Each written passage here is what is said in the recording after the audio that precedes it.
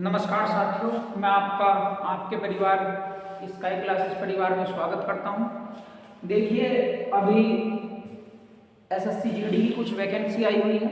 24,000 plus पद हैं, जिसको दृष्टिगत रखते हुए हम आज की एक क्लास प्रारंभ करने जा रहे हैं। इसके अंतर्गत हम एसएससी जीडी में क्या चेंज हुआ है पहले उसको देख लेते हैं। यदि बात की जाए एसएससी जीडी के सिलेबस की, तो एग्जाम पैटर्न अभी बदल चुका है। सिलेबस पुराना ही वाला है, लेकिन उसके एग्जाम पैटर्न को बदला गया है। बात की जाए यदि हिंदी की, तो आपके हिंदी के 20 क्वेश्चन रहने वाले हैं। यदि बात की जाए रीजनिंग की, रीजनिंग के 20 क्वेश्चन रहने वाले हैं। यदि बात की जाए मैथ की, तो मैथ के भी 20 क्वेश्चन रहने वाले हैं। और यदि बात की जाए जीएस की, तो जीएस के भी आपके 20 क्वेश्चन रहने वाले हैं। अब देखना है इसमें कि हिंदी में 20 question, reasoning 20 question, math 20 question और जीएस 20 क्वेश्चन। एक क्वेश्चन 2 नंबर का है, तो इस बार जो आपकी कट ऑफ बनेगी वो 160 नंबर के आधार पर बनेगी। 160 नंबर के आधार पर आपकी कट ऑफ तय होगी। ये थोड़ा बदलाव हुआ है। तो मैं आपको एसएससी जीडी के लिए एक महत्वपूर्ण टॉपिक विलोम शब्द को उठाने वाला हूं आज। तो विलोम शब्दों को देखेंगे, इसका ध्यान रखना है। हिंदी के 20 क्वेश्चन आएंगे, प्रीवियस ईयर में केवल आपके 25 क्वेश्चन आते थे।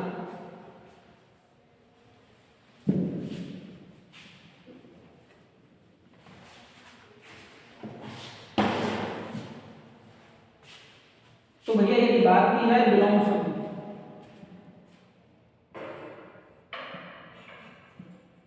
तो विलोम शब्द को विपरीतार्थक शब्द भी कहा जाता है, अर्थात जिसके विपरीत अर्थ हो उसको क्या बोल देंगे, हम विलोम शब्द बोल देंगे। जैसे यदि बात की जाए जंगम का विलोम क्या होगा, तो जंगम का विलोम होगा स्थावर। यदि बात की जाए कौटिल्य, कौटिल्य का विलोम हो जाएगा हमारा आर्य।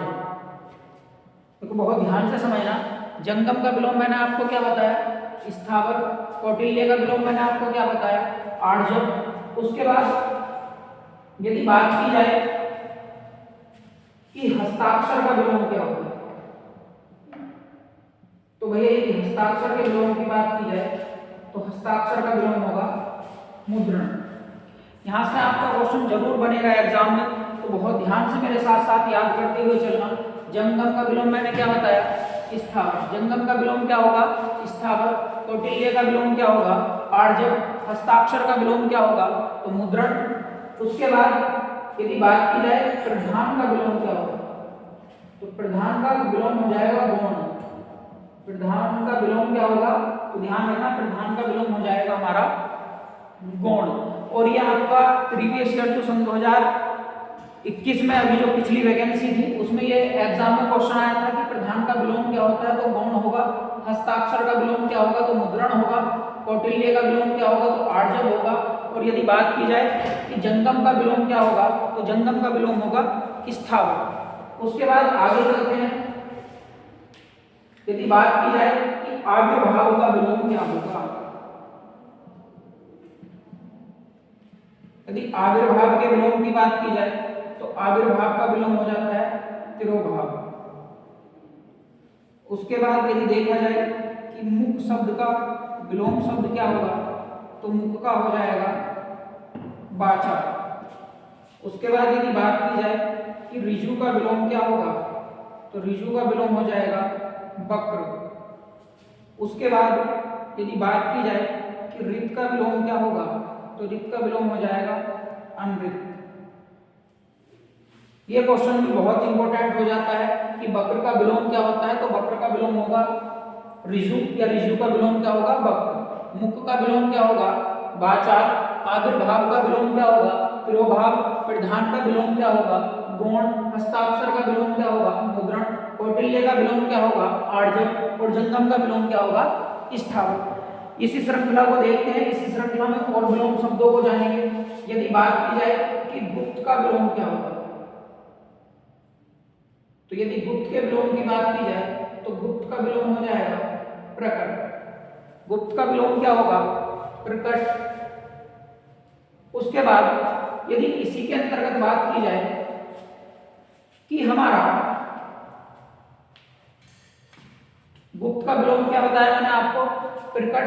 एक बार फिर से देखिए, जंगम का स्थावर, कौटिल्य का आर्जव, हस्ताक्षर का मुद्रण, प्रधान का गौण, आविर्भाव का तिरोभाव, मुख का वाचाल, ऋजु का वक्र और ऋत का अनृत विलोम बताया। और गुप्त का क्या बताया मैंने आपको? प्रकट विलोम बताया। तो अभी जस्ट पहले मैंने आपको बताया था कि जो ये कौटिल्य शब्द है, कौन सा शब्द है? कौटिल्य। तो कौटिल्य का विलोम भैया हमारा क्या बन जाएगा? आर्जव बन जाएगा। हस्ताक्षर का क्या होगा? मुद्रण। देखो साथ साथ याद करते हुए चलना है। प्रधान का विलोम क्या होगा? गौण। आविर्भाव का विलोम क्या होगा? तिरोभाव। मुख का विलोम क्या होगा? वाचाल। ऋजु का विलोम क्या होगा? वक्र। ऋत का विलोम क्या हो जाएगा? अनृत। और गुप्त का क्या होता है? प्रकट। तो इनको आपको दोहराते हुए चलना है। उसके बाद यदि नेक्स्ट बात की जाए कि हमारा एक शब्द आता है सरल, तो सरल का विलोम क्या हो जाएगा? कठिन। तो ये भी ध्यान रखेंगे। उसके बाद यदि बात की जाए कि राजा, तो राजा का विलोम क्या होगा हमारा? तो राजा का विलोम हो जाएगा रंग। राजा का विलोम हो जाएगा प्रजा। राजा का विलोम हो जाएगा दास। राजा का विलोम हो जाएगा रानी। अब आपके मन में एक डाउट आया होगा कि सर इतने सारे विलोम बता दिए और एग्जाम में यदि चारों विकल्पों में हो तो ऐसी कंडीशन में किसको आंसर करना है? तो भैया यदि बात की जाए कि विलोम शब्द के बारे में, तो विलोम शब्द के भेद, यदि विलोम शब्द के भेद के बारे में बात की जाए तो विलोम शब्द के 4 भेद होते हैं। सबसे पहला होता है हमारा पूर्ण विलोम। सबसे पहला हो जाएगा हमारा पूर्ण विलोम। दूसरा होता है हमारा अपूर्ण या आंशिक विलोम। अपूर्ण या आंशिक विलोम। उसके बाद यदि बात की जाए तो उसके बाद आ जाएगा हमारा लैंगिक विलोम।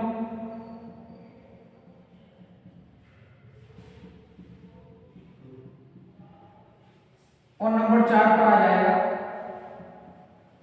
भावात्मक विलोम। नंबर 4 पर कौन सा होगा? भावात्मक विलोम। तो यदि राजा के विलोम की बात की जाए तो राजा का पूर्ण विलोम होता है हमारा प्रजा। राजा का पूर्ण विलोम क्या हो जाएगा? प्रजा। अर्थात जो अपने सटीक अर्थ को प्रदर्शित करता है तो पूर्ण विलोम क्या होगा? प्रजा। अपूर्ण या आंशिक विलोम की बात की जाए तो वो हो जाएगा हमारा रंग। उसके बाद यदि बात की जाए कि लैंगिक विलोम क्या होगा, तो लैंगिक विलोम हो जाएगा रानी। और यदि बात की जाए कि भावात्मक विलोम क्या होगा, तो भावात्मक विलोम हो जाएगा हमारा दास। इन चीजों को ध्यान रखना है। विलोम शब्द के भेद किसी बुक में आपको नहीं मिलते हैं, तो ध्यान रखना भेद कितने हैं? 4। पूर्ण विलोम, अपूर्ण या आंशिक विलोम, लैंगिक विलोम या भावात्मक विलोम। तो मैंने आपको बताया कि पूर्ण विलोम में क्या हो जाएगा? प्रजा। अपूर्ण या आंशिक विलोम में क्या होगा? रंग। लैंगिक विलोम में क्या होगा? रानी। और भावात्मक में क्या होगा? दास। इन छोटी छोटी चीजों को ध्यान रखना है। यही हम हमारे एग्जाम के दृष्टिकोण से इंपॉर्टेंट रह जाते हैं। हालांकि आपका एसएससी जीडी का एग्जाम है तो 4 ऑप्शन में नहीं रखेगा, केवल सोच समझकर वो ऑप्शन में रखेगा। जो एग्जामिनर एग्जाम पेपर बनाएगा तो वो इन विलोम शब्दों को सोच समझकर ही रखेगा। इसलिए ध्यान रखना, कभी कभी जैसे पीसीएस वगैरह का एग्जाम होता है उसमें मालूम कर लेता है कि राजा का पूर्ण विलोम बताइए या राजा का विलोम बताइए, तो चारों ऑप्शन में डाल देगा और उन चारों में भी सटीकता को मालूम करेगा। क्योंकि मैंने आपको बताया कि हैं तो चारों ही विलोम, लेकिन इन चारों में सबसे शुद्ध कौन सा है, सबसे सटीक कौन सा है, तो कौन सा हो जाएगा? प्रजा। अभी मैं देख रहा था कि कुछ बुकों में लिखा हुआ है कि राजा का जो विलोम बताया गया है वो सीधे तौर पर रंक को बताया गया है। हाँ, रंक होता है विलोम, तो कैसा होगा? अपूर्ण या आंशिक विलोम होगा। लेकिन पूर्ण विलोम कौन सा होगा? प्रजा। लैंगिक विलोम क्या होगा? रानी। और भावात्मक विलोम क्या होगा? दास। उसके बाद यदि नेक्स्ट बात की जाए तो भैया ध्यान रखना, यदि क्वेश्चन आ जाए कि अनिवार्य का विलोम क्या होगा, यदि अनिवार्य के विलोम की बात की जाए तो अनिवार्य का विलोम होगा ऐच्छिक या वैकल्पिक। अनिवार्य का विलोम हमारा क्या बन जाएगा? ऐच्छिक या वैकल्पिक। उसके बाद यदि बात की जाए कि सूक्ष्म का विलोम क्या होगा, तो सूक्ष्म का विलोम हो जाएगा स्थूल। यदि स्थूल ऑप्शन में नहीं होगा तो तन्वी, और यदि तन्वी ऑप्शन में नहीं होगा तो दुर्बल। उसके बाद अगर क्वेश्चन आ जाए कि समष्टि का विलोम क्या होगा,